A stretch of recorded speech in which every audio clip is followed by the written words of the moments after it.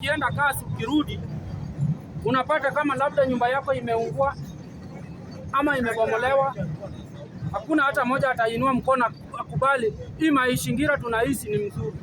Serikali ikiwa na lengo ya kusema kwamba ako na maono ya kwamba Kenya ikiwe kama Singapore, hiyo ni maoni. Hata wakina Kibaki na Raila walikuwa na maono ya kwamba 2030 watakuwa wamebadilisha Kenya with 1 2 3 ambaye inaweza saidia sisi kama Wakenya.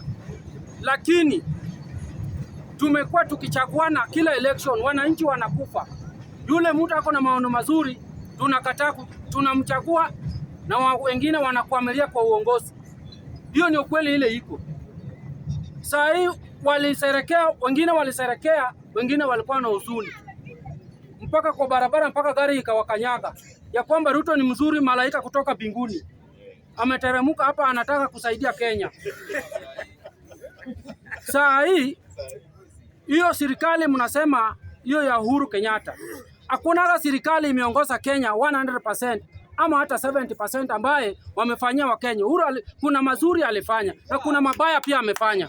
Tukubaliane ukweli, na watu wake ambao walichagua tunawajua vizuri sana, na kazi ambayo walifanya katika hizo ministry ambayo walikuwa wamepewa. Kwa hivyo hakuna rais ambaye amefanya maendeleo 70% within 3 years na kila mtu akafurahia. Uhuru alifanya 10 years ndio akafanya. Ngoja kwanza uache tu mtu aongee tafadhali. Sisi wote kila mmoja ako, hii ni Kenya ya demokrasia na kila mmoja ako na haki ya kuwa, hatujakuwa na decided ya kwamba mimi niko pande hii wala tuko pande hii. Tunataka kukompea mtu akimaliza miaka 5 kwanza. Tukiangalia miaka 5 ya Uhuru Kenyatta, hakuna kitu walifanya. Wakati waliungana na Raila ndio tukaona matunda 1 2 3 ambayo amefanya. Barabara ikatengenezwa mpaka hapa kwa kijiji. Mimi nimekaa kwa hii kijiji almost 10 years.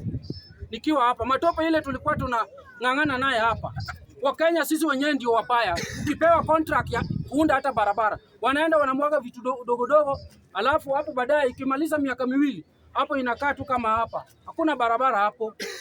Uhuru alijaribu kwa upande wa barabara, lakini mwisho aliharibu uchumi ya Kenya. Kwa subsidy ya kusema mafuta hakuna, magari zinapangana petrol station, bidhaa ya kawaida ya wananchi wa chini kutumia kama unga, sabuni ya kipande, hizi mafuta ya salad zilipanda. Ukiwa na 1000 hata unashinda utanunua gani na utanunua na utawacha gani. Hiyo ni ukweli ile iko. Hii Ruto hajaongoza hata miaka 5, lakini mimi mwenyewe nataka give an example uzuri ya Ruto, alafu nitatoa tena ubaya yake. Kuongea tu ukweli. For example, mambo ya saa.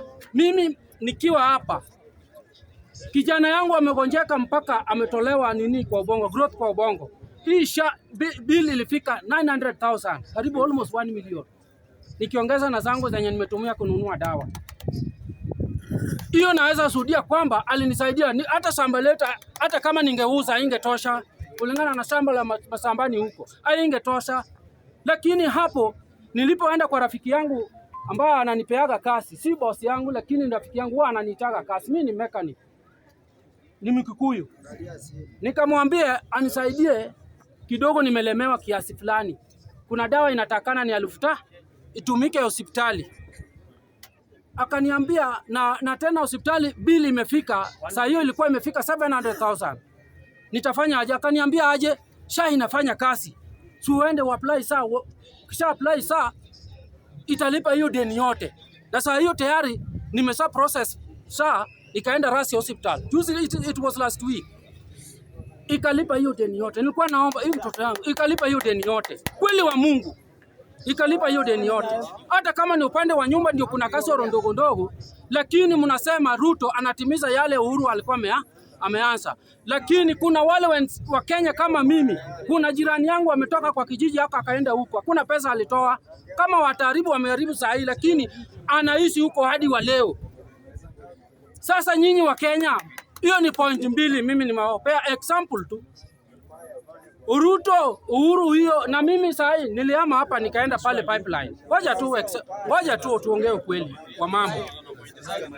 Huko utalipa hiyo nyumba milele na milele na sio yako. Na ukikosa hata mwezi mmoja, hata uishi hapo miaka 10, unahamishwa yote mpaka mtoto. Nimeshuhudia na macho yangu, kama mimi nasema rongo, enda ushuhudie hapa pipeline. Wewe unaona watu wanaishi, lakini wako na shida kubwa sana.